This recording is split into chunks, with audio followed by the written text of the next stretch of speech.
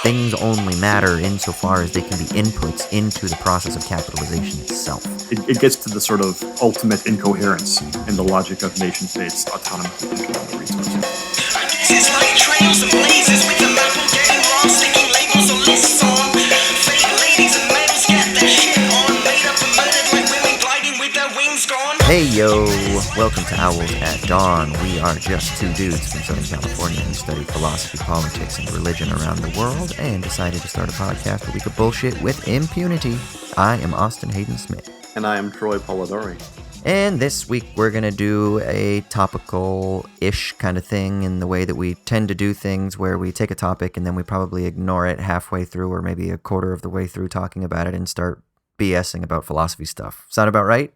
Yeah, man. You know, I was thinking this is kind of like an eternal return of the same thing going on, because we just did our 100th episode, which is like episode 0, right? And then we started this podcast talking about like Black Lives Matters issues, because that was in the air, more than just that week, but especially that week. So, we don't need a reading. We don't have to have anything to go on, but the world itself, the world is our text. I like that. That's very post-structural of you. I thought you hated that No, shit, but I was I'll take referring it. to, like, who was it? It wasn't Luther, was it? They called it the Book of Nature. It definitely wasn't Luther.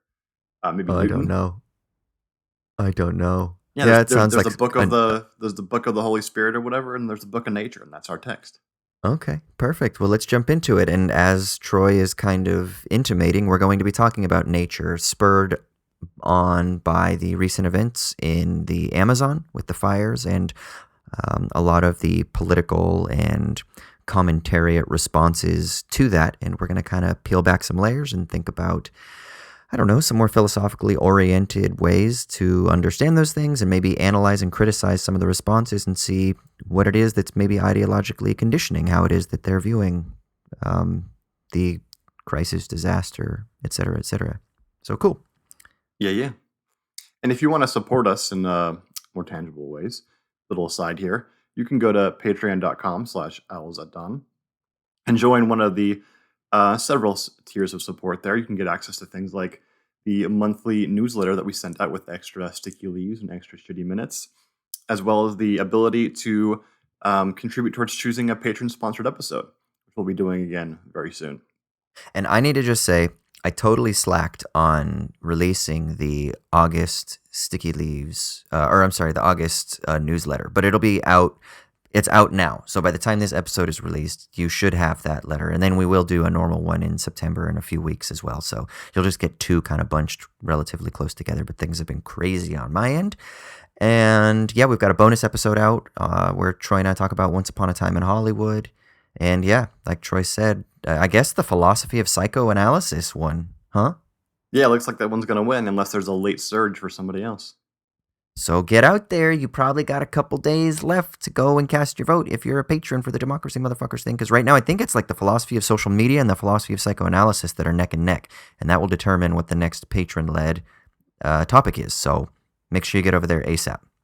But of course, it's time to get into things, starting off with the shitty minute. This is where one of us gets to rant and rave about something that is pissing us off. It's Troy's turn. So what's got y'all in a tizzy, my friend?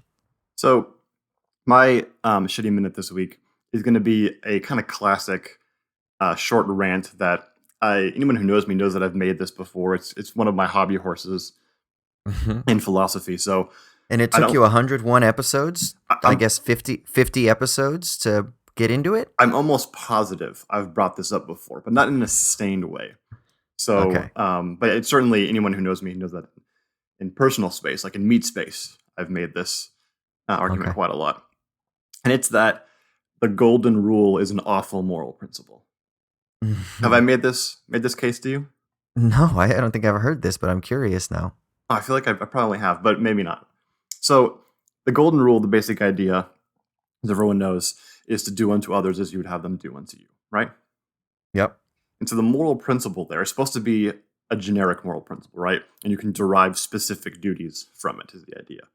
So anytime you're in a dilemma about what to do, you go back to your trusty 3x5 index card that has the moral principle on it. You try and see how it will sort of dictate to you that you should act. Mm-hmm. So you're in a dilemma, you look at it, it says do unto others as you would have them do unto you. You figure out what you want, right? And then you do that to somebody else. Yeah. And the problem with before I get to the problem with that, look at how that might end up with something sort of really poor results in terms of deriving specific duties from some generic rule like that. Imagine someone who thinks that their race is superior to other races naturally, and that because of this natural superiority, they are due different or degrees of respect or different degrees of treatment or whatever, right? In that case, does the golden rule do anything to tell you that you should treat the other person who maybe have a different race than you, maybe have a different gender or sex than you, the same way you would treat yourself? No, because you imagine, well, if I was them, I would deserve this certain kind of treatment, and so I should still treat them that way. So someone who's, say, a white supremacist might look at an African American person and say, well, I should do unto them as they would do unto me, right? Mm-hmm. But they don't deserve the same degree of respect that I do. Mm-hmm. So if the roles were switched, then I would also think that I'm inferior to them and therefore should sort of respect them at different degrees than they respect me. So this is, I think, even just a really general way of understanding how a sort of white supremacist mind might work, right? If you look back at like antebellum South stuff, pre-Civil War, and even after, a lot of the justifications for mistreatment of blacks and even for slavery beforehand had to do with the idea that African Americans were inferior intellectually and in other ways, and therefore actually should be grateful that they're given the chance to live in the white man's land. Right? So it wasn't just we should mistreat you because we think you're a piece of shit or whatever. No, it's usually like, no, you have a place in the society, and it's a certain role, but it's an inferior role compared to mine. Mm-hmm. And the same sort of logic can apply to mistreatment of women, and did for, it still does for a lot of people. So I think the issue with the golden rule is that it's perfectly consistent with a racist or unjust sort of metaphysical background from which it can be used to delineate specific rules that don't in any way challenge that background. Right. Does that make sense? Yeah. But don't you think most people just think of the golden rule as like let me just pause in a vacuum as an individual and think, how do I want to be treated? I want to be treated fairly and with respect and kindly, and maybe I want to be desired or something along those lines. So maybe I should treat other people with respect and care and allow them to have opportunities for flourishing so that they too can be desired or whatever. I mean, that's maybe like a real like mealy-mouthed interpretation of it, but I feel like that's what people really mean when they're trying to articulate it. Whereas you're kind of making it more like, if it's an axiomatic absolute, then it's really limited. Well, here's the issue, dude. What if you're into freaky shit? Yeah, I'm sometimes into some freaky shit. Yeah, so that means you should do freaky shit to other people? Well, no, because it's not saying treat it's not saying treat other people and do to them in the same way of like everything. Like, I like broccoli, therefore I'm going to stuff broccoli down people's faces when I walk past them on the street, right? I don't think it's quite saying that, but it's saying the general principle of the freedom to be able to be into freaky shit. Well, then I should allow this person to explore not being into freaky shit, right? So it's abstracting away from the particular to get to the sort of like logical or the contextual.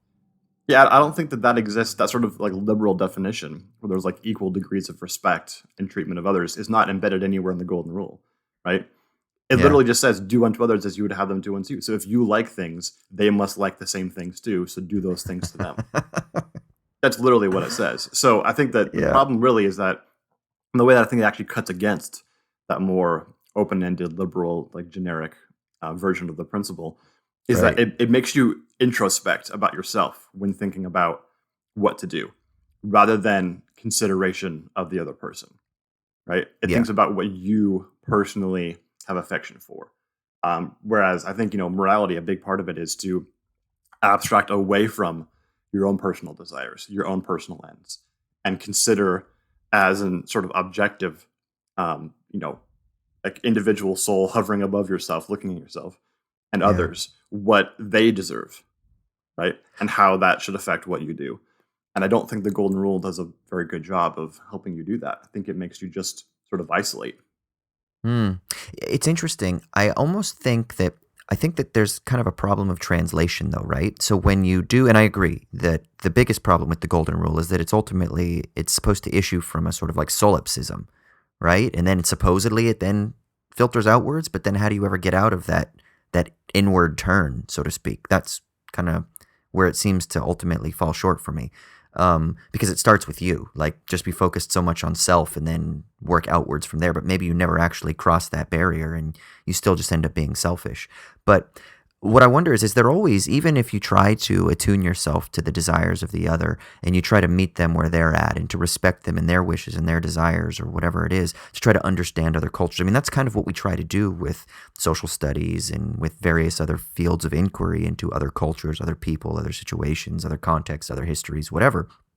But isn't there always a sense in which there's kind of a metaphorical relation from our own context? And so there's a problem of translation. So as much as we're trying, as much information as we can get, as much analysis, as much time we can spend, as much empathy as we can sort of muster in our outward attunement, there's always going to be a sense in which it's almost like we're making analogs, you know? Like I feel like there's always going to be there's always a paradox there, I feel like. And so there's a warring with that's kind of solipsism that is kind of difficult to get out of, but then at the same time, with peeling that back so that you can be more open to the quote unquote other in itself, if that even is possible. Yeah, I mean, I think you're right that there's like an epistemic problem there.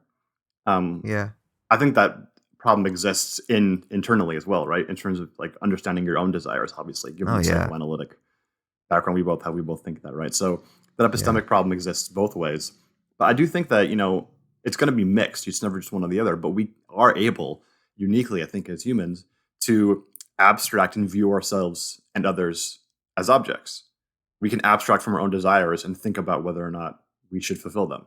We can abstract Mm, from our own ends and think about whether or not they're the right thing to do, given the ends of others that exist around us. mm, It's really hard, and we're really limited in our understanding and knowledge of those things, right? It's very, very much a fraught enterprise. But mm, we can do that. And I think that any moral principle that sort of short circuits that ability or doesn't in any way include that ability or sort of maybe even just focuses more on the internal aspect isn't really getting us to the part of morality that's important or the foundation of morality that's important. That's our ability to abstract, not just to isolate and solipsicize. Do you think it has value, the golden rule? Like if imagine yourself as like a father and it's like youth league soccer or something like that. And you're kind of like, all right, kids, just make sure we respect each other and treat each other. You pull the kid to the side and you're like, hey, now you wouldn't want that person to punch you in the face, right? So like you shouldn't punch that person in the face. Like, do you think there's a sense in which it has like a dialectical role in the unfolding of totalization or complexity or something like that? Yeah, I'm glad you bring up this example because this is exactly how it always comes out, right? As a Right. pedagogical tool for kids to sort of stoke empathy is the idea, Yeah, right? yeah, Empathy yeah. being the motivator for moral action, right? So it kind of trains them to eventually do it to themselves, right? Oh man, how would I Mm, feel if that person did that to me? And then you can kind of stoke your own empathy and then motivate your own moral action when it's hard to do so otherwise. And that's like a moral psychology question, whether or not that actually really works in the end. mm, I don't really know the answer to that. It's an empirical question, but mm. I do wonder if maybe a slightly better version would be just to ask the child, "Do you think it's right to do that?" And then see where they go. Right? Where does their thought process go? Where does their reasoning go when thinking about that? And maybe as a part of that, you can bring up how they would feel if it was done to them. But as the guiding principle, I think it's a little problematic because, again, it tries to just like build in this sort of robotic impulse to stoke your own empathy and then guide your action. And I have problems with that. We talked previously about Paul Bloom's Against Empathy, and I think that as much as there's some things about that his book and his ideas that I'm not down for, I do think that there's some respect in which empathy can be dangerous when it's the sole motivator of moral action, or it's kind of Yeah. cast a leading role when it comes to motivating moral action. And that kind of goes Or hand in hand with what I'm talking about here in terms of um, I would rather the person think hard about what's right rather than think hard about how they would feel in certain situations. Right. Yeah, because I mean, in a way, you're kind of getting at the metaphysical underpinning. Because when you ask the kid, do you think it's right to do X, Y, and Z, and you wait to see where the child goes, the question that pertains to the golden rule is it right because of an empathic undergirding? That which underpins and determines rightness and wrongness has to do with empathy as being the sort of primary or fundamental, as you called it, motivator. But it before it even becomes the motivator, it becomes the foundation upon which motivation is supposedly supposed to issue, right? So it becomes a good in itself, a foundational, fundamental kind of a priori category that is fixed in place. And that's the question that I think you're ultimately trying to contest, right? Is should that be that metaphysical absolute from which motivation issues? Yeah? Yeah, because we know that empathy is usually just naturally directed towards people who look and sound and act similar to us. And we tend to just naturally have less empathy for those who aren't like us. And you can retrain yourself over time to have empathy in those other directions. But there's always going to be that natural impulse to empathize more with people who are like you than those who are not. And I think that's exactly when you need to abstract away from sort of, I don't want to make a clear reason versus irrational versus emotional divide here, but you need to sort of abstract a little bit away from how you feel in a situation, think a little bit more abstractly about what's right. And so that doesn't mean that if you ask a child what's the right thing to do in this situation, they're going to have a good answer. Of course they're not, right? But they're going to be able to have an answer because from 2 years old, children are able to make moral distinctions between things that are categorically imperative and things that are not. We've talked about this before on the podcast. And so children, even at a very young age, are able to think about those categories. They don't have to be sort of inculcated with them or trained with them extensively. They can think about them. They don't think about them well, think about them poorly, but they can understand the concepts. So I don't think it's too much to ask that individuals think about those kind of concepts. Then they purely think about training individuals robotically to feel empathy. Now, that doesn't say empathy is bad, obviously, in and of itself, but it's a tool. We shouldn't rely upon it entirely. It's interesting that you talk about the golden rule and you're kind of being critical because, one of the greatest exponents of this idea is Jesus, who also is very famous for the parable of the Good Samaritan, which is precisely that kind of outward turn, right? Of not just kind of like having an empathic connection, but almost kind of having a principled disposition towards the other, to love your enemy kind of thing. And I don't know if there are contradictions there or if like one issues from the other or if they're connected, but what do you think? Yeah, so I think that like the example of the Good Samaritan is exactly what I'm talking about. So it doesn't seem like, to me, the do unto others as you'd have them do unto you is exactly a really good sort of foundational principle for that parable, right? Right, because it's precisely not somebody of your same culture or of your same position. It's literally the radical other. Like, that's the whole point, is that the Samaritans were despised by the Israelites. Yeah, exactly. So I think that, it's hard to say exactly what motivates the Samaritan in this story because you don't really know, right? He just kind of, he or she just kind of does it. So it's hard to say exactly what's going on there. But yeah, that's kind of the problem with really generic moral principles is they beg some interpretation. Yeah. Cool. All right. So what do you say? Burn the fucker down? Is that what you're saying? No. I think that I usually start that way, and I make that claim about, do unto others as you would have them do unto you. But what if you like freaky shit? Should you do freaky shit to other people? Just because it's kind of a catch-all thing and it gets people excited because no one ever says the golden rule is bad, right? Right. So that's more of just like a hot take, but I think it can play a role in sort of a moral pedagogy. I just don't like the idea that it's like the generic moral principle from which all other principles and duties can be derived. I think that's false, and it can be for sure not necessarily dangerous, but it can be misguided when viewed that way. Yeah, I feel you, man. I'm surprised that it's taken you, I don't know, what, 12 years or fucking however many years we've known each other for me to hear this quintessential rant of yours. I feel like I would have brought it up before, but maybe not. I'm sure over Chinese food at some point in the past. Yeah, that MSG really clouds the brain, so you can't remember it. That's true, man. Just bringing that up actually makes me hungry. Thanks. You've been trained well.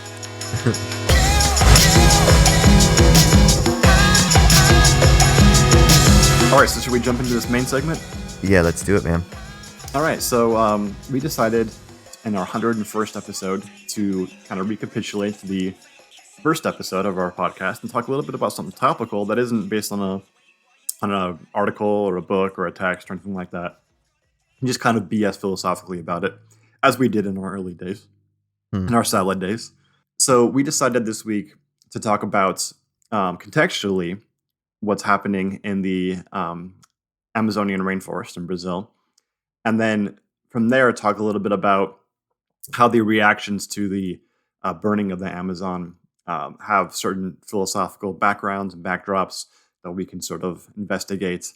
And especially the idea of nature, the nature-culture divide, our duties to nature, things like that we can talk about.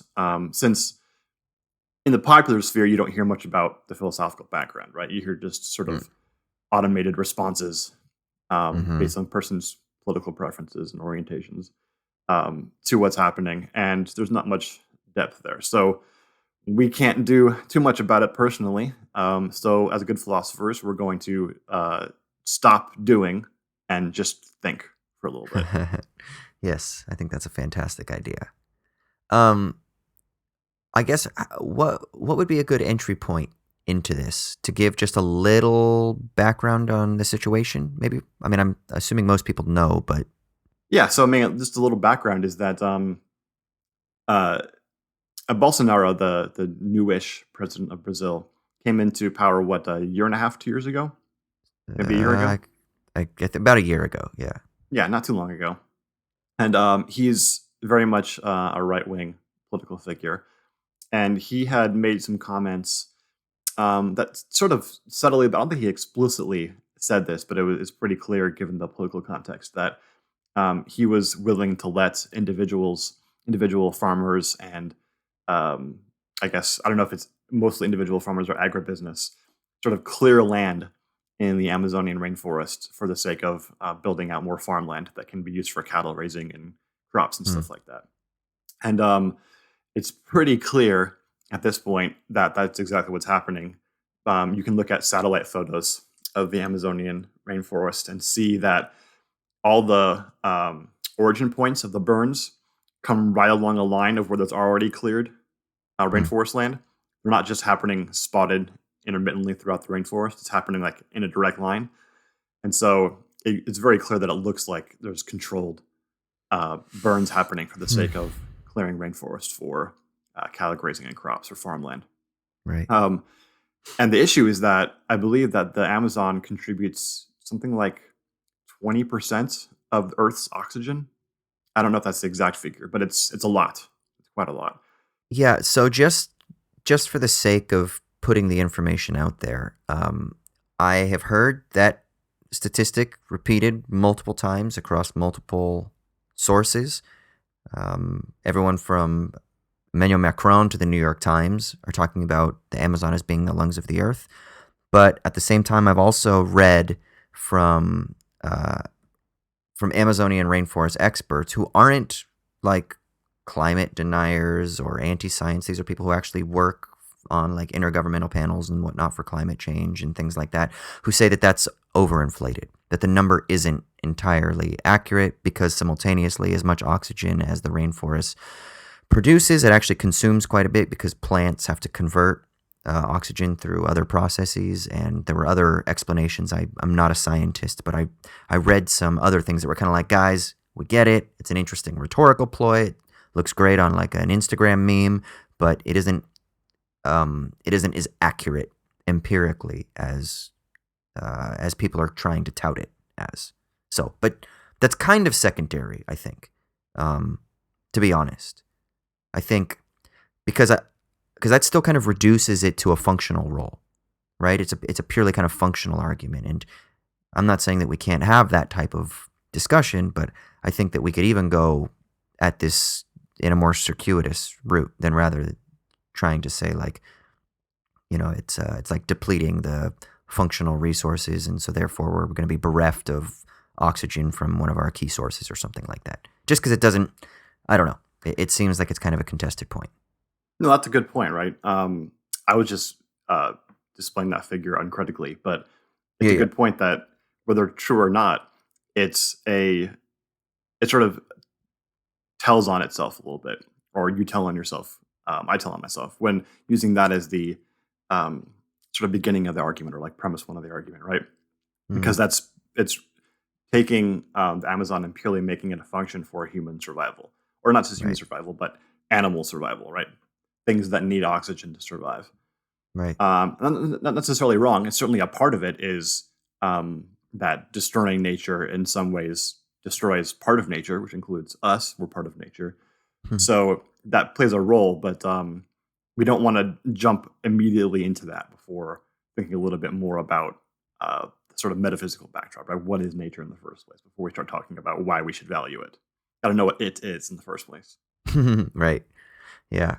Before we even get into that, though, I think it's really interesting that you notice that, or that you noted that the burn patterns, that the, what did you say? Like that the source of the actual burn patterns are along lines that have already been cleared, which seems to indicate that this is kind of an intentionally started set of fires by agribusiness or people that have a vested interest in clearing some land for economic profit, which again makes me think about like uh, a region or a nation's sources of wealth and how they understand their resources as factors of production or as inputs. The three kind of classical from political economy are land, labor, and capital.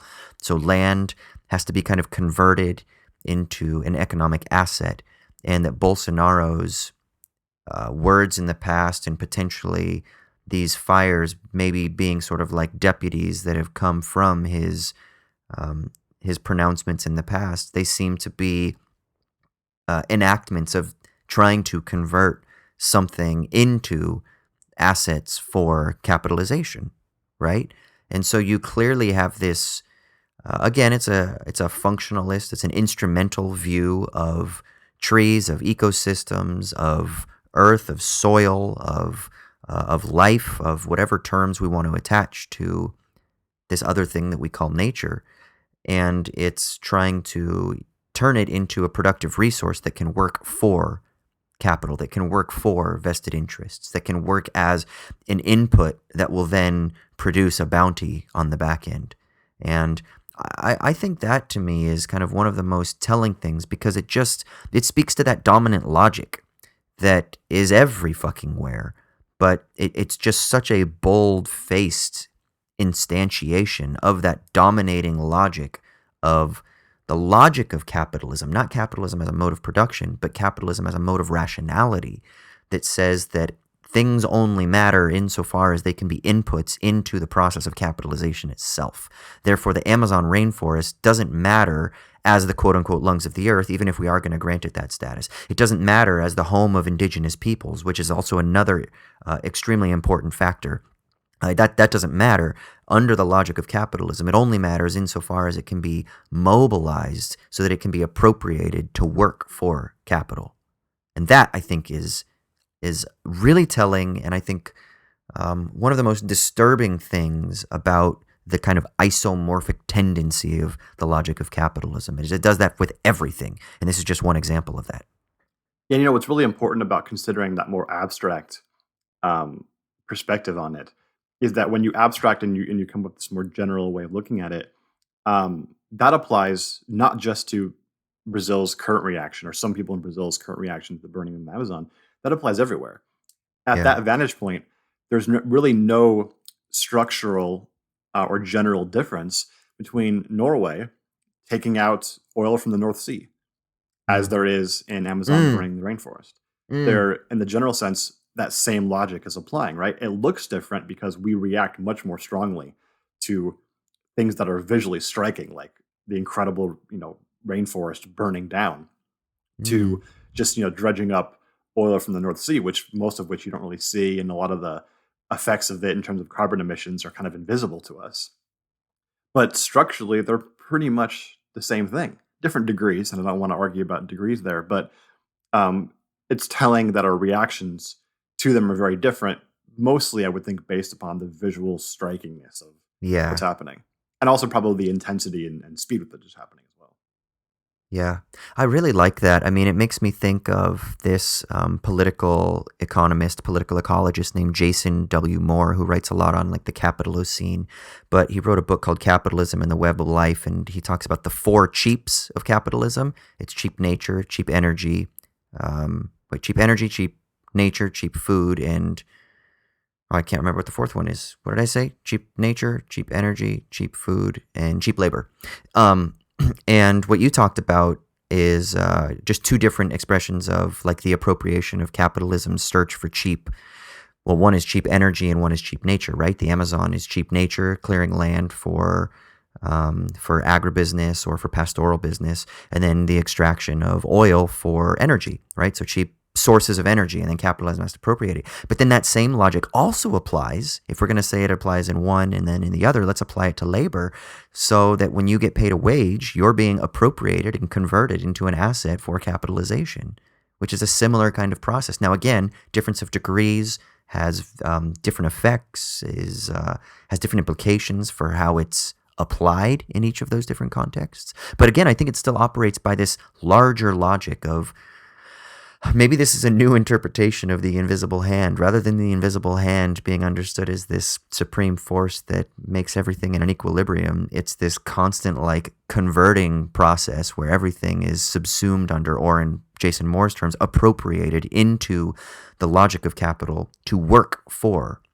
capitalism. And that's what he says. That capitalism is appropriating these sources of those four cheaps in order to employ them to work for capital. I think that's really fucking interesting to think about that as just like a larger dominant logic that kind of functions across all of these various terrain. Yeah, I like that because that brings in, sort of naturally given resources like the rainforest and oil in the ground, and then involves human beings as part of the same sort of strata, right? As assetized labor, right? Commodified labor. So that's really good, I think, as an even more abstract way of looking at it that sort of brings to view the underpinnings of all of this. It all follows the same sort of foundational logic in the end. But here's one thing that I'm concerned about. It seems to me if we view it just through that sort of ideological or economic, political economy, ideological lens, then there's some sense in which we might still say, well, if capitalism's being efficient and rational, then it's not going to just use up the resources that it has, and also especially not going to do it in such a way that it's going to sort of destroy or slowly destroy and degrade humanity itself, including the labor and the ability to have more resources in the end. Yeah. So there's some other logic at work there that seems to be sort of straddling alongside the one that we're talking about here, or at least making it not possible to think in those terms. Like, what's the obvious short-termism involved in burning the Amazon rainforest? Like, it's clear to everyone, right? That the idea of just burning the rainforest down so we can have extra farmland, which is not going to be the most usable farmland over the long term because of things like burning the rainforest, right? There's an obvious short-termism there that just begs irrationality. And so what do we say about that? Where's that coming from? Yeah, I mean, this is where I think it actually opens the door to the more metaphysical concerns, which is where social science oftentimes is blind. And so they fall short of their ability to be able to kind of go to these deeper levels. But so, for example, exactly what you just said is where environmental economists try to take things. But the problem with environmental economics is that it still divides nature up into some sort of quantifiable bit, right? Now, it tries to do so respectably or sustainably or in a way that doesn't just have that short-termism that you talked about. But nevertheless, there seems to be something else going on, that it's still instrumentalizing the world. And so then I would say, is that idea that nature is this instrumental good that we are like the custodians over, or that we have dominance over or supremacy over, even if we view ourselves as participants in sharing nature, it still seems to presume, because it's an instrumental relationship, a relationship of priority and subordination, right? That humans have priority over the tools of the earth, or humans have priority over the resources that they have been bestowed or endowed with, and therefore, either in a paternalistic sense, they're supposed to be responsible with those things. That's kind of a theological, maybe Christian type of reading of it, or maybe even certain kinds of eco-friendly views, even if they're progressive, might kind of see things that way, that we have been given this gift of nature and we ought to take care of it. There's kind of a progressive paternalism there. So I think that would be kind of an interesting way to really kind of scrape beneath all of this stuff and say, well, what's wrong with the instrumentalist view itself at a metaphysical or at an ontological level? But don't you think? I think the point I'm trying to make is that the instrumentalist view of nature, I think, is definitely a part of this, and it's a huge part of this, maybe even the dominant part. But by itself, can't explain why what's happening is happening. Because even from an instrumentalist view, a person is destroying the instrument in using it, right? So it's like a person in a factory using a machine incorrectly, knowingly using a machine incorrectly in such a way it's going to destroy the machine in the very short term. So they're not even going to have the instrument, right? So that begs an explanation more than just, well, the person is just doing this as a means to an end. Well, it can't just be that, because if they really valued that end, then rationally they would keep the means in good shape so as to keep gaining or completing the end, right? But they're not doing that. So there must be something else going on that's, or some other things going on, other factors to consider which are contributing towards this, that are needed to explain the fact that the instrument itself is not even being valued instrumentally, seemingly. Yeah, I guess that is interesting, because it's not being valued because it's on a hierarchy of other values, and the untouched forest doesn't seem to have immediate practicality for industrialization, for example, right? Except that it's kind of in the way, or that it can be cleared, and that it's not really that big of a deal. Like, yeah, we need trees, and clearly we need oxygen, but things are okay. We're doing all right. Like, fuck it. We have other priorities. The other priorities are, let's get our GDP growth to increase. So again, it's hard for me to move away from there still being that kind of like, there's still a technological logic. It's just that it can devalue one in order to value the other. So you clear the trees in order to clear land for pastoral and agricultural industry, right? Yeah, I think that's exactly right. I think the hierarchy of values that you said at the beginning is just exactly correct about that. Which is, I think, itself also wrong, in addition to, and like as an appendage to the instrumentalist logic of nature that we're talking about. And that's that, you can see this really clearly when you hear arguments from individuals in Brazil who support what's happening in terms of the burning of the rainforest. And that's, or at least not necessarily supporting it, but as a counter argument to the argument from others in the West who have sort of argued that this should cease happening and that it's destructive. And that's that the individual has no rights to tell Brazil what to do with its resources. No one else is able to tell Norway not to dredge up oil from the North Sea. No one is able to tell America what to do with their resources. So who are we to go and tell Brazil what to do with their resources? It's their resources. It belongs to them. And I think, in one sense, that's certainly it's like correct in an awful way, right? That the basic logic underpinning the idea of nation states having autonomous control over their resources can be problematic in this exact way. And certain Brazilians are correct in bringing that up, because it would be a double standard to say that Brazil owes the rest of the world its custodianship over the Amazon for the sake of the world's betterment. But then that logic applies, or that standard applies to nobody else. Everyone else can do whatever the hell they want with their resources, right? So they're right to point out that double standard. And that really, I think the problem with that is, of course, it gets to the idea that, well, then we need to have that standard everywhere.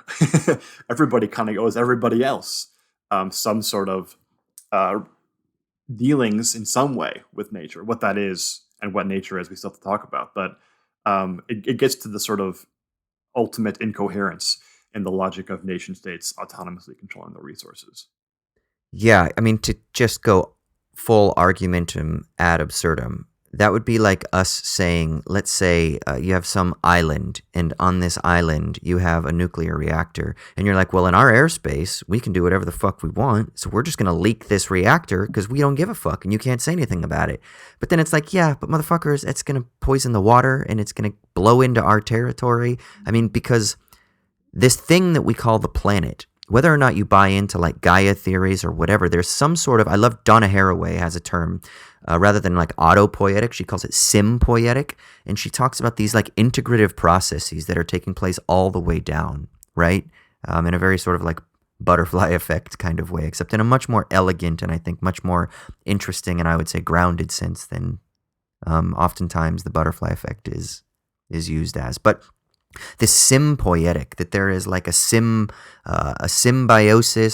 and this also creative set of processes, like this almost endless, boundless set of processes that are taking place that integrate. And so, like rain that falls on me in Sydney could actually literally have, no, not could, very likely at some point in my life, I have had rain fall on my head that was carried from the Amazon, right? So there's a sense in which one of the fundamental limitations of the logic of like the liberal logic, let's say, of the nation state is precisely that idea of ownership, the contractual ownership over the territories that you can lay claim to, because you can be a bit myopic, right? And you don't really see that integrative tendency. And so you don't really think about, oh, well, if I poison this river because, you know, you're some sort of like chemical factory and you just kind of like dump your runoff into this river, you don't really think that, well, that might filter from one country down into the next and down into the next, or it might affect some birds and it might have some sort of impact on very sensitive ecosystems, which tend to, you know, they themselves have hierarchies and they themselves have balances and they're constantly shifting and there are disruptions and there's catastrophism. We need to not be blind and think that it's perfectly harmonious. You know, neo-catastrophism is a very prominent way of viewing the ecological predicament that we're a part of. And yeah, shit does go crazy. But at the same time, it's the integrativeness that I think is really like missed when you just think, we've got sovereign control over our fucking waterways or our trees or our forests or our airspace or whatever, you know? Yeah, you know, and the thing that ecological integration really brings to the fore, I think, is the idea that the notion of like private property, which is really just the nation state autonomous control thing, is just an extension of private property from an individual to a nation state, is completely incoherent, right?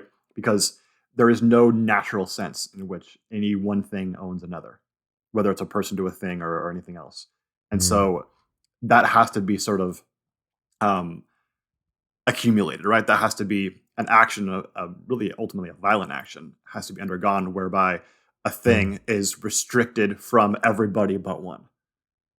And this is one of my favorite, you know, kind of arguments against like the libertarian impulse about, you know, deriving some natural sense in which property is accrued through an individual doing something to a piece of land or some natural resource, and then it becomes their property through some like, you know, natural mystical process or whatever.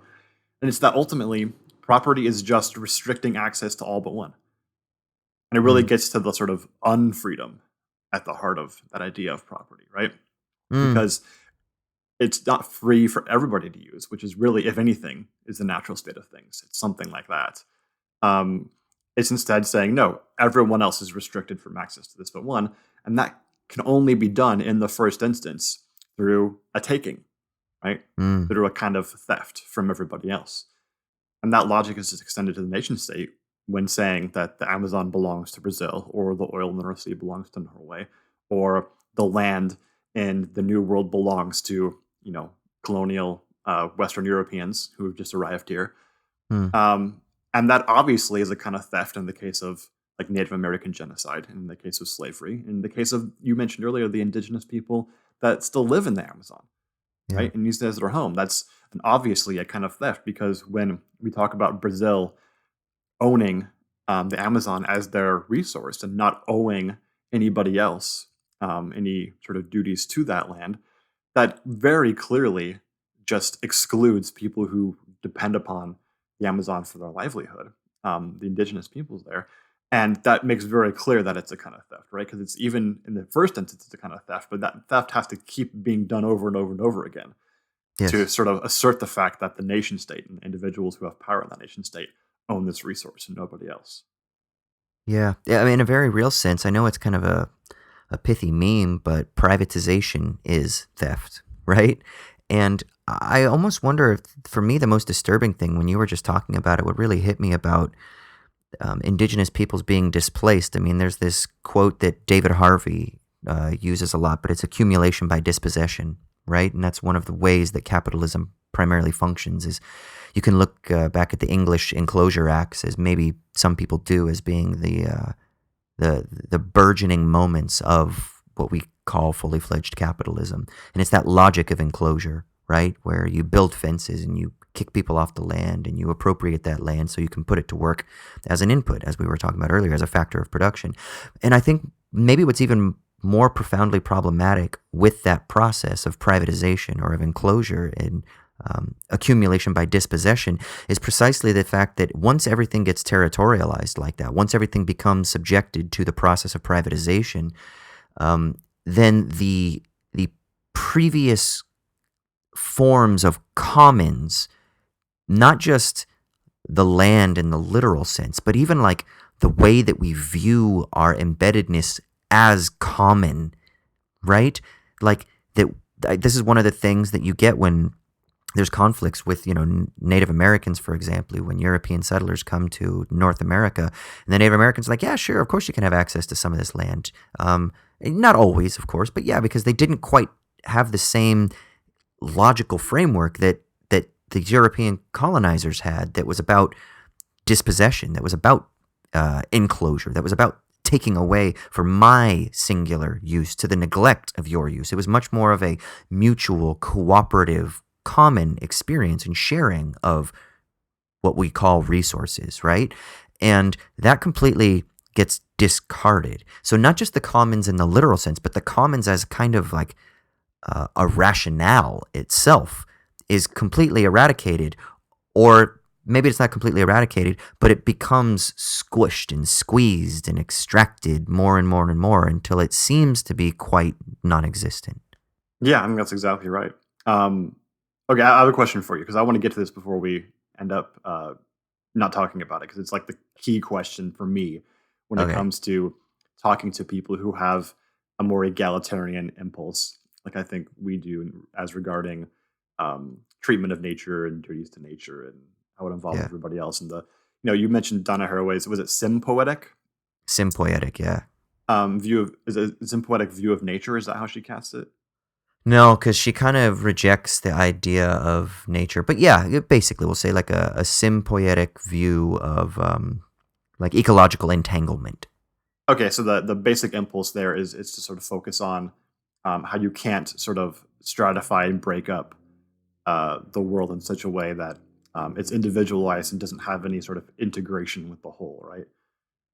Yeah, I think Um, so. Yeah. I think there's a lot of people who I think rightly bring up this idea to combat things that, such as, the instrumentalist view of nature that we're talking about here, right? And so they bring up this sort of metaphysical principle, which is everything is integrated, right?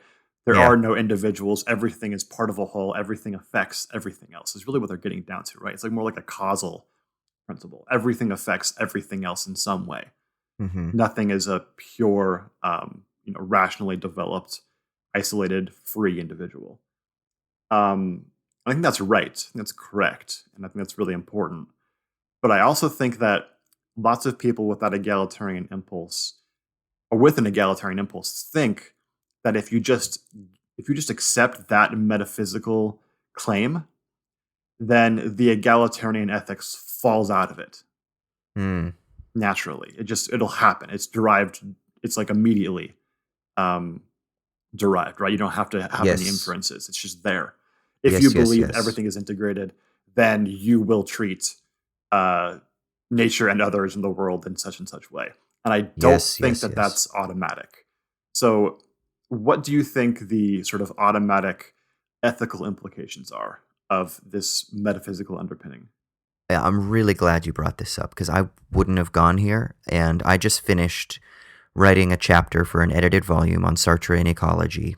And one of the resources that I critically engage with, even though I really like his book that I'm working through, it's called The Birth of the Anthropocene. The guy's name is Jeremy Davies. One of the things he talks about is attuning ourselves to deep ecology, right? For him, it's in the form of like deep geological time. He wants us to actually feel ourselves. That's why he likes the term Anthropocene. He likes this idea of viewing it as an adequate geological periodization to shock us into thought so that we feel ourselves as being as integral components of millions of years of geological time, right? And he thinks that if we attune ourselves to that geological time, to deep ecology or deep history, then what that will do is it will engage a process of defamiliarization, right? It will kind of it'll scramble the codes. It'll deterritorialize us, right?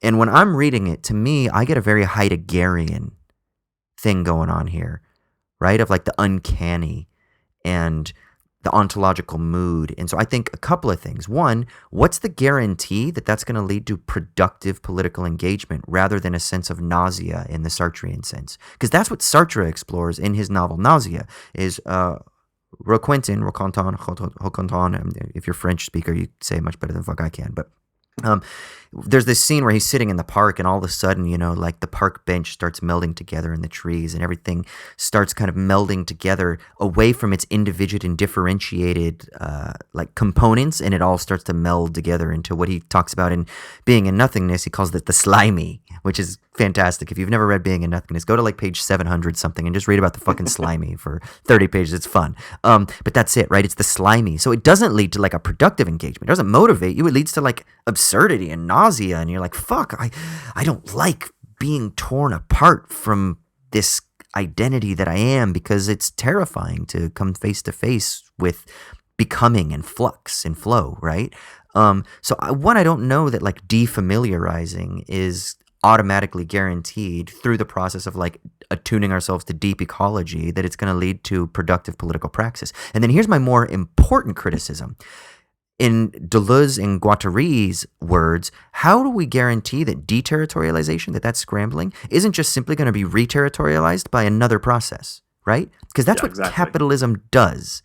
Capitalism is a process of deterritorialization. It is the process of scrambling, of axiomatization. It's just so good at relegitimating itself instantly, right? So how do we guarantee that we're going to be able to actually productively, powerfully, normatively transform things?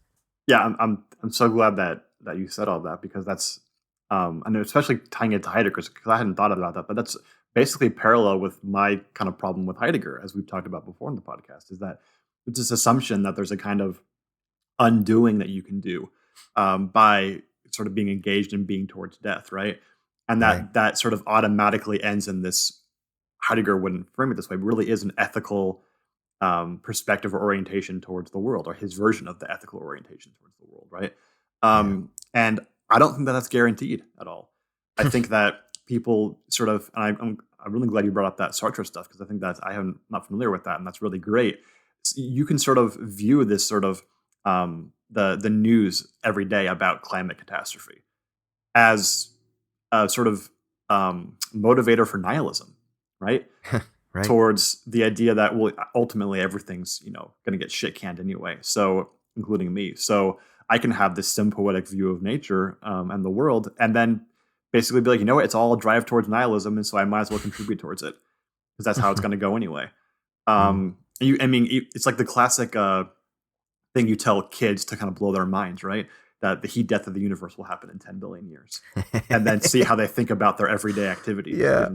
And sometimes kids get like freak the hell out about that, right? And rightfully so, because they think about the idea that we just kind of assume that all of our actions and behaviors and things will sort of stand the test of time and exist in eternity. And it's not true. And for some people, they hear that and they just rolls off their back. But for other people, they hear that and they get a bout of existential anxiety, because that sort of short circuits the idea or the seriousness with which they take their everyday actions, as if they're going to last into eternity. I think that's important to think about. Not that you should scare kids by talking about the heat death of the universe. It's kind of a dick move. But the sort of to look at that every once in a while and see how you react to it, because it could be towards nihilism or it could be towards a more egalitarian impulse, but neither is guaranteed, and there may be other options as well. And I'm glad you ended up there by saying how we normatively respond to that, because I think that's the idea, right? Is that we ultimately have to have a sort of a normative orientation towards the world, something about how we should value the world, in addition to this metaphysical underpinning of the sympoetic integration of all things. Those two things have to go together. One without the other, sort of the metaphysics without the normativity is, can end up in nihilism. And the normativity without the metaphysics can end up in disaster, because you don't actually know what you're doing to the world. So what do you think, how do you think we start trying to think normatively about, because I mean, I think, I mean, I don't want to speak for you, but I think both of us are not going to just presume that like nature and culture are these radically distinct spheres of categories of being, right? We're going to probably have much more of a dialectical, maybe monistic view of things, right? You think? Dialectical, maybe, but I probably wouldn't go down the monist angle as much as you might, given your Spinoza's tendencies. Yeah. That's right. You kind of go down the Hegel path, and I kind of stay on the Spinoza path. Hegel like veers away from Spinoza, and I keep going. Let's keep going with Spinoza. Okay, so then what do we think? How do we start to think normatively about us as conscious beings who, whether or not we are or that we do, we somehow seem to think that we behave differently to other animals. We behave differently from other earthen entities, we might say. So how do you think we can start thinking about this sympoietic relationship, but normatively, without trying to romanticize our ability to like just poetically connect with geological history or something like that? Yeah, that's the ultimate question, right? And I don't know that I have really good answers for that, but I'm glad that we can kind of tie this back into what we did for my shitty minute with the golden rule idea, right? Which is the problem with the golden rule is that it becomes solipsistic and isolating. You sort of introspect onto your own desires and then derive your normativity from there. And I think that's can be exactly the problem. We start thinking anthropocentrically about how we're supposed to deal with nature. It kind of assumes this nature-culture divide, where again, nature is just our instrument for dealing with things. And we may ultimately come to the conclusion that nature is an instrument and we should only use it as befits the goods of animals writ large. But I don't know if we should or not. But at the very least, we should start doing that abstraction away from our own personal desires and ends, and start thinking about how we should treat the rest of the world, whether it be human beings, animals, or plants, or rocks. And I don't know that I have like explicit answers for that, but I think that first step is the important point, because you can have all the metaphysics in the world about the integration of all things, but that's not by itself going to tell you how you should treat those things. It's a necessary but not sufficient condition for having an ethics towards the world. Yeah. Have you always been environmentally aware, or is this more of a recent thing because of the prominence of, the ecological predicament just being shoved in our face constantly now? Yeah, I mean, definitely the latter, right? I mean, I think amongst the two of us, you've definitely had a more of an ecological impulse throughout your life. I think your whole like oneness with nature thing, that's kind of been like one of your shticks throughout the entire time that I've known you, right? Yeah. You've always wanted to kind of run away and live in nature, and I actually believe you probably could do it. I would definitely die in like 2 days, but I think you would last a while. Like, what's that movie with Viggo Mortensen where he takes his kids out and just lives in the woods? Mr. Fantastic. Oh, no, Captain Fantastic. Captain Fantastic. That's it. Yeah. Captain. That's basically you, dude. Like, that's 100% you. I'm pretty sure you ghost wrote that movie. Yeah, and he's got a big dick too, so Cool. Do you remember? Do you Wait, remember in that that scene? movie? What? Yeah, dude. There's a full frontal shot, and he's got a hog, man. I don't remember that. Good on Vigo. I've seen his dick a couple times. I think you see it in History of Violence too, or Wait, something. I can't remember. don't actors wear like prosthetic though? I mean, yeah, he could be, but Because like you're nervous when the whole crew's watching you, so you're gonna shrivel up a bit. They have okay. to, like they're wearing I'm prosthetic, right? listen. I'm gonna give you and the audience a little insight into what actors do. This is what I really want right now. Thank you. This is this. So I did a film. You can actually see it for people who want. It's on YouTube. It's called "Let's Have a Threesome," made by Breaking Point Flicks. Did you ever see this, Troy? I did, yeah. Yeah, it's a short film. Anyway, and I did another film that's called In Deep that played at some festivals. It actually played at Cannes in like 2014, and it's a short film, and it's kind of like this really intimate romantic relationship. But you know, I'm full on dick out. You don't see it. You might see it in Deep, but people can't really access that because it's kind of a private kind of film. But in Let's Have a Threesome, I think you might get some moments where you're like, oh, are they actually naked? And there's some points where, you know, me and my co-star, because he was a good buddy of mine, where we were actually naked. But what we would do is you warm yourself up a little bit beforehand so that you make sure you're impressive and for your co-stars. Even if it's not going to be on camera, you don't want like the camera crew to think that you're cold or that you don't, you know, have a piece. So you warm it up a little bit. You just kind of do a helicopter and just kind of, you know, just make sure you get yourself primed with a little bit of blood flow down there. But don't you have to do these scenes over and over again? So do you just do it between breaks over and over again? Yeah, dude. I mean, because you're not just standing there in front of everybody with your dick out the whole time. And yeah, a lot of times they're wearing socks. So dudes, they have these little tan skin-colored socks that you can wear. There are all kinds of tricks. But, you know, sometimes for the hardcores that want to just like go full on, yeah, dude, you just got to warm it up a little bit. It's okay. I could definitely see you being one of the hardcores for sure. Oh yeah, dude. I don't give a fuck, man. I don't give a fuck, man. I've posed nude for Glasgow before. There was like almost like a full-sized picture of me with just my dick out. It's the Glasgow Gay like Artist Festival, and my friend Bob took took nude photos of me for the thing. So I was like, yeah, fuck it, I'm cool. So he's a gay photographer, and he was like, would you model for me? And I'm like, yeah. And he's like, how far would you go? I'm like, oh, let's do fully nude, brother. Like, come on, man, you know me. I'm down. I don't give a fuck. I talk about breaking down the nature culture divide, man. I know, dude. I know. So, but yes, Captain Fantastic. I know. I grew up going fly fishing. I grew up traveling with my mom. My mom's kind of more of a hippie type.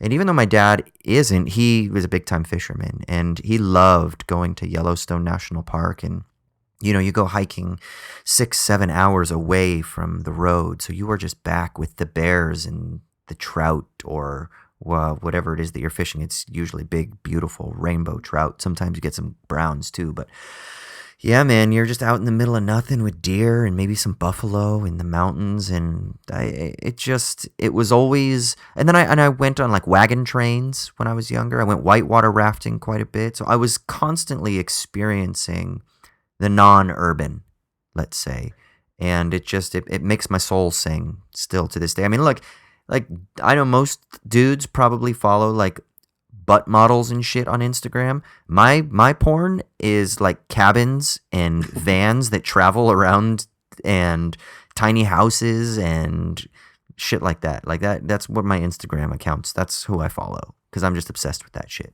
you know. Have you seen the movie Leave No Trace? That's Came out last year or the year before? No.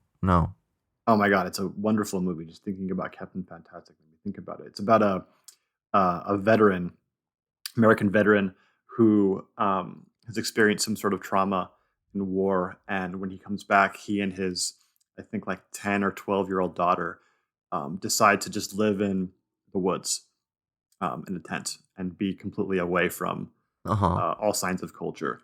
And it's a really brilliant film because it gets to the kind of emotional core of like trauma and family and things like that, but also there's no sense in which it's idealized in the way that maybe Captain Fantastic can be a little bit, right? So yeah, I'd encourage anybody out there who Captain Fantastic's a lovely film. I enjoyed it thoroughly. I think Leave No Trace is a good second film to watch to kind of sober you up a little bit about idealized views of nature. Yeah. But yeah, there's so much we could keep saying. I have really started to intellectually engage with this topic quite a bit more over the last year and a half, maybe 2 years, since since the climate crisis has become something that has taken center stage in the socio-political consciousness. And so it's really forced me to think more intellectually about otherwise that what were just very sort of like, I don't know, infantile thoughts about nature and culture, or just like really critical philosophical, like, Bruno Latour's "We have never been modern. There is no nature culture distinction" kind of stuff, which is where I thought about things before. But now I'm trying to be much more serious. I'm a part of a climate justice collective here in Sydney, and I'm trying to be involved in some ecologically attuned political and social movements. And yeah, it's been interesting because it's challenging me to think about things and that I maybe hadn't really challenged myself on. It's been interesting. Yeah, I think I as well, even though I haven't had that sort of deep affection for like living in quote unquote nature in the way that you had probably from your younger years. Yeah. I've always kind of felt that sympoetic, as Donna Haraway puts it, view of the world and the integration of all things is absolutely correct. And I have had that impulse my entire life, I think, away from this sort of isolated individualism. And I don't think I've had this deep impulse about just like affection for nature. At least I have it probably in the same way like the average person does, but not any more than that. But I think that the last few years, especially, and I think this is just me personally, I think it's something that's existed the whole time, but I've just really come to recognize it, is that there's no way that you can stop yourself from thinking about the effects that everything we're doing is going to have on the world in the future, as well as immediate future. And to ignore it is an action, like an act of ignorance you have to have. You can't just turn away. It's going to be everywhere you look. And so it's either going to be an active, controlled, purposeful ignorance, or you're going to have to deal with it in some way through thought. And so, yeah, it's really more of just being forced upon it, I think, than anything, right? There's just no way you can not think about these things right now. Yeah. Yeah, exactly. Yeah, man. Well, is there anything else you want to say to kind of cap off this discussion? No, I think that we kind of broached most of the ideas we wanted to when we talked initially. And I think that it's really important to leave this open because especially at this level of the, what do we do about it? Even if you have a really good, if, slightly general and abstract metaphysics, the normative aspect is extremely fraught in terms of what you should do about it. So that's an open question, I think. And it's a question that we have to continually broach as we find out more and more information about what it is we're doing to the world. And as long as we keep that open, I think that's probably, I'm not going to say the best we can do right now, but it's at least the minimum we can do right now. Yeah, because when you start thinking about the normative or the prescriptive, there are philosophical problems, there are political, there are geopolitical, political, economic issues that arise. Like, okay, everyone needs to disinvest in fossil fuels and only shift towards green energy. And it's like, well, great. So then that means that we've allowed a few hundred years of Western nations to exploit these resources for rapid industrial development that has led to advances in transportation and technology and biomedical resources and things like that. And now we're going to restrict that to everybody else in the Southern Hemisphere, right? Like, that's a contradiction to say that they can't. Now, obviously, most people understand that. Like, people understand various forms of modernization theory or development theory. They kind of understand that, so they're not going to cut them off. And so there's usually like the Montreal Protocol, which was about reduction of the use of CFCs, chlorofluorocarbons, and then it like started in 90. I can't remember what year it was, but anyway, it was like Western nations have to wean off quicker than developing or underdeveloped nations do. And so there are different like staggered processes, but still there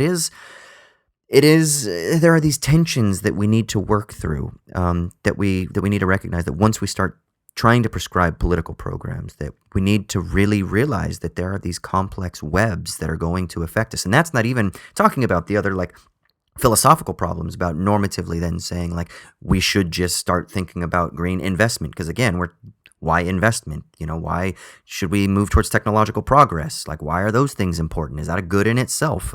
Is that tied to this modern theory of how everything is progressively moving towards like betterment and driven by technological and economic progress? And so those are philosophical questions as well that we really need to kind of keep in the back of our mind, so that when we're reading think pieces and when we're consuming news stories, that we're thinking critically through, and not just accepting what's being given to us, but we're thinking through those ideas and through those abstractions and kind of tearing them down so that we can productively kind of engage on the other side. Yeah, I think you're right to say that it's these are importantly philosophical questions, right? They're not just gonna fall right out of the science. You have to take a Yeah, science exactly. as important information from which you can make decisions, but then we have to actually have a view of the world that we consider the ultimate goal, and then in some ways act towards that. You can't just look at the fact that certain nations have a certain greater debt because of the amount of carbon that they've emitted into the atmosphere, and then Right. also the fact that, really importantly, the effects of climate change are not going to be dispersed equally, and somewhat ironically and unfortunately, they're going to be dispersed, it seems, in the most unequal fashion, given that things like in Central South America and things along the equatorial line are going to suffer a lot more than the global North, who did almost all of the emitting. And these are all things that make the sort of normative aspect much more complicated when trying to figure out the kind of goal society and world that we want to have, and the end of things to work towards. And Yeah. without that, even an abstract version of that goal, you're going to be kind of just left in this option paralysis about what to do, because any answer you have is going to involve so much complex interaction between complicated nation states and governments and individuals, that to just try to piecemeal it one by one is necessary right now, because we don't have much of a choice, but it's just not going to be effective in the end by itself. Yeah, as much as I don't take seriously like the fully automated luxury gay space communism kind of stuff, one of the things I love about it is that it's unwaveringly future. What is it? It's unwaveringly, I don't want to say utopian because that's not the right word, but it is not afraid of saying this is the future we want, right? It's not afraid of it. And I think when you get people who are more measured, like Nick Cernick and Alex Williams in Inventing the Future, where a lot of the fully automated luxury communism stuff comes from, they're obviously very clear that this like hyperstitional poetic is open and it's fluid, and it's not a rigid projection of we want fully automated luxury gay space communism or whatever, right? It's much more that's kind of like, no, we understand right now from our position that this is a demand we want. But literally, the next moment that we posit that demand is kind of an empty placeholder. It's this hyperstitional poetic is something that itself is processual, and I think one of the things I like about that is that there's such like a reticence to unwaveringly say this is what we want, right? Like this is why like American liberals and the Democratic Party is so fucking impotent, because they have no vision.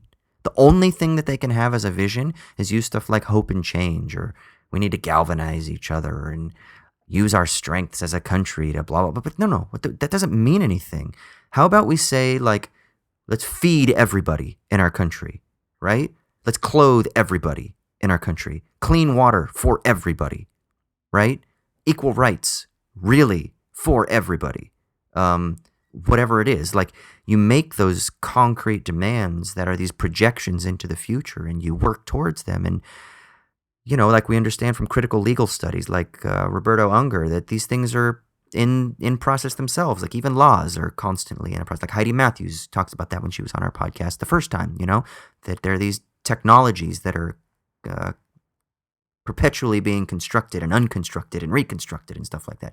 But to think unwaveringly and almost normatively, I guess, but yeah, to think unwaveringly and positively and optimistically about future visions is something that I think that I'm starting to become more and more comfortable with. Like I've speculatively written about it, but I think now I'm starting to like really actually crave it and desire it in my own life. You know, just Yeah. being more clear about what I want. Yeah, there are some issues with Falk, fully automated luxury communism. Yes, a in ton. terms of how it can Yeah. be, narrowly focused and exclusionary in certain respects, and not involving all different perspectives. But the problem is not the commitment, right? Yeah. And sometimes I think that the more like classically liberal and today politically centrist view is that commitment is the problem. Wanting Yeah. a certain world is the problem. And you need Yeah. to sort of divorce yourself from that and just be satisfied with like basic liberal rights. And I think that that's an incoherent view ultimately. And the commitment is not the problem in that space. And so having a non-rigid, committed end goal is not a problem. It's actually it's a feature, not a bug.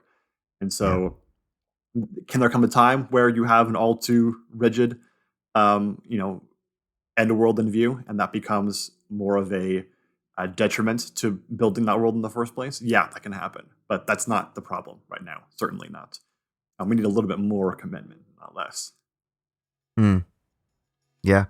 I Because agree. liberal political civil rights, that itself involves commitment, and not everyone shares that. So it's something you have to have, even if you think that you're savvy enough and mature enough not to have it.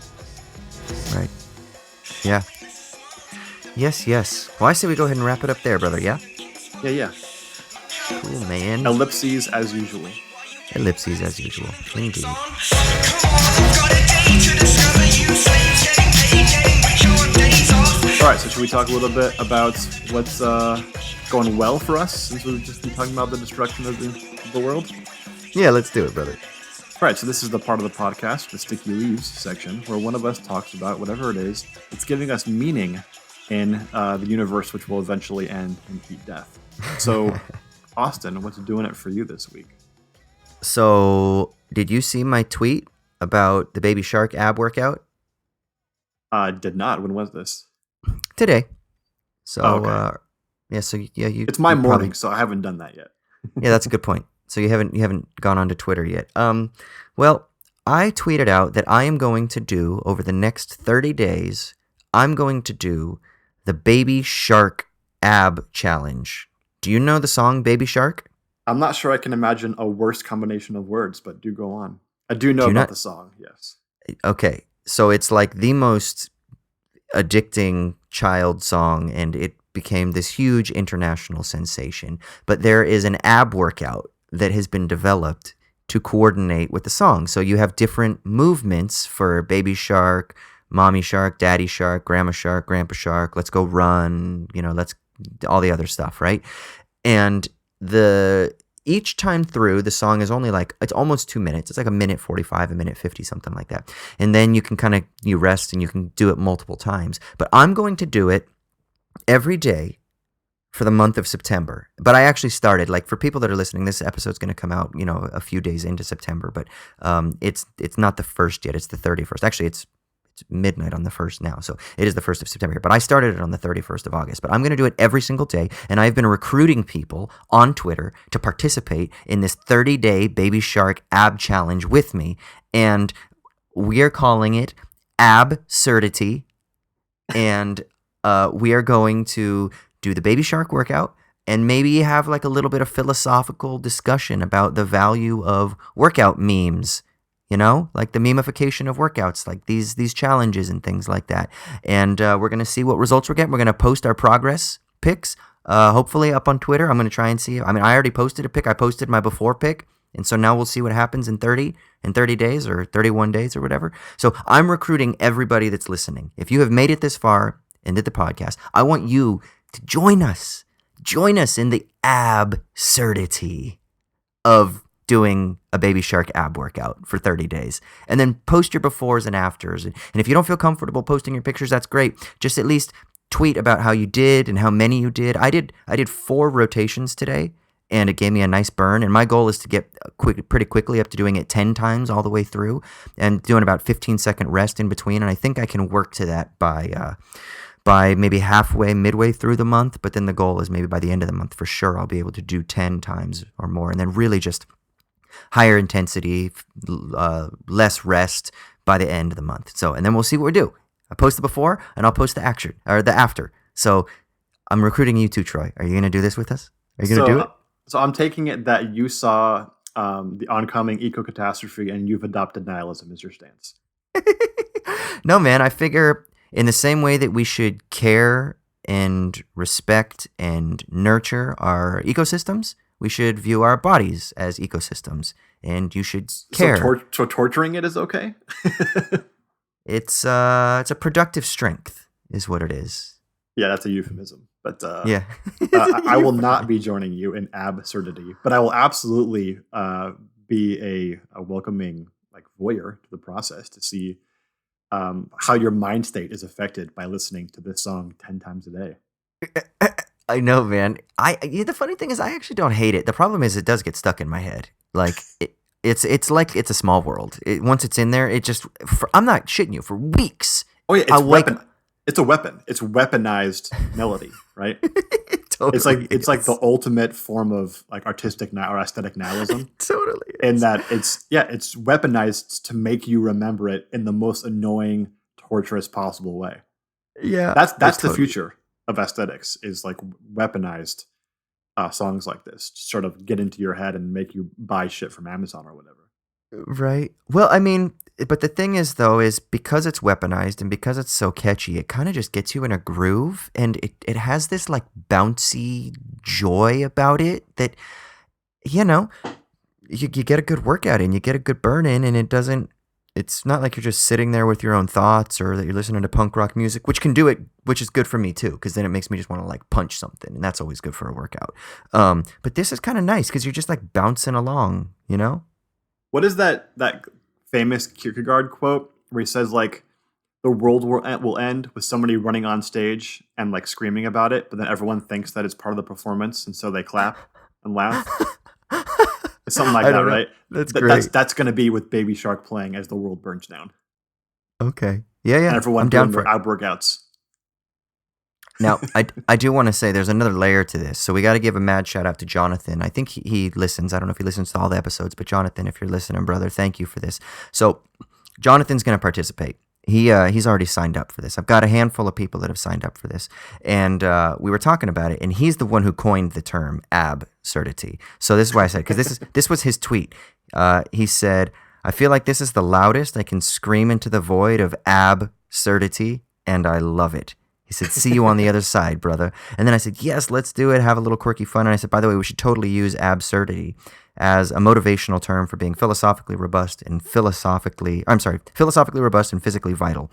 And then he said, "Gotta flex all the muscles." And I said, "And that's the slogan."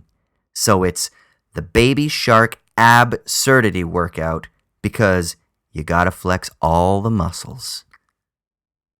Is that supposed to have a dual meaning to it? Yeah, your brain and your body. How is this involving your brain other than destroying it and poisoning it? No, because we're going to talk a little bit about, the memification of workouts and shit at the same time. Yeah, I forgot about that. Okay. Yeah. So I guess you have to do some, performative parts since, art and philosophy have to go hand in hand in a marriage together, right? Okay. Yeah, and there's just something absurd about doing a, intense ab workout to an annoying child song. So I think, that level of, I don't know, superficial absurdity is itself kind of philosophically productive if you want to think through it. So I'm down for it, man. So I'm recruiting people. Go to my Twitter and follow along, post your results, and let's do it every day for the month of September. So if you're only hearing this and it's the 5th of September or the 7th of September, join in. Do it for your 30 days. Just join in and then post your results. Let us know. And share with other people. Start recruiting your own. Let's make this a thing. The Baby Shark month of September absurdity workout where you got to flex all your muscles. Boom. Okay, so we'll have a little contest here, an informal contest throughout this month. You do the absurdity workout. I will listen to the new Tool album for the next month, and we'll see who comes out happier and with better forms of thought. All right. I actually heard, though, that I have a friend who's a huge Tool fan, and he's been tweeting about the album, and he basically said, the new Tool album's great. He's like, but I am a fucking Tool homer. He's like, so I'm just going to love anything they do. He's like, but basically this is like if you input into an AI system and you said, make a new Tool album, this album got made. I know, dude. I only heard the first single they released. I try not to listen to the rest of it until it actually comes out.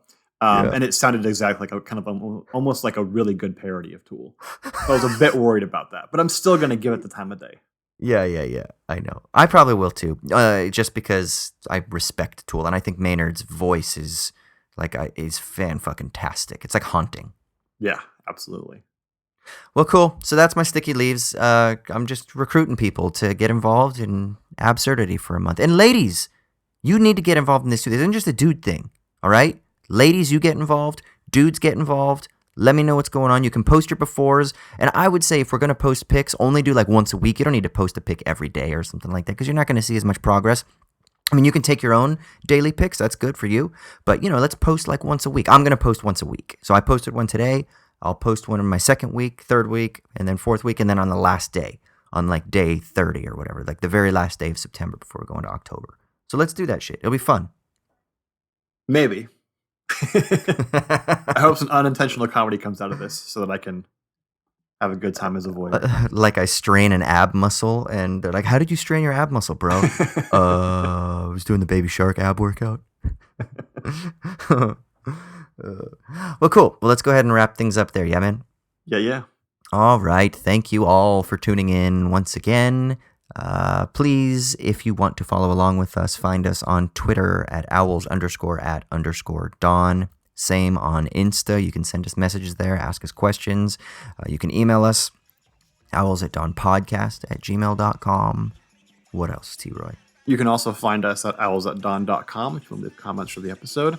And also, we want to reiterate, as we said in previous episodes, that if you give us a 5-star rating and review on iTunes or Apple Podcasts or whatever the hell it's called now, if you ask a short, quick question, we will briefly respond to it in the next episode. So do that. Sweet. Well, I think that's pretty much it, man. Is there anything else we got to do? Just one more thing I can think of, dude. What's that? For the 101st time, Das Vidania, Americano.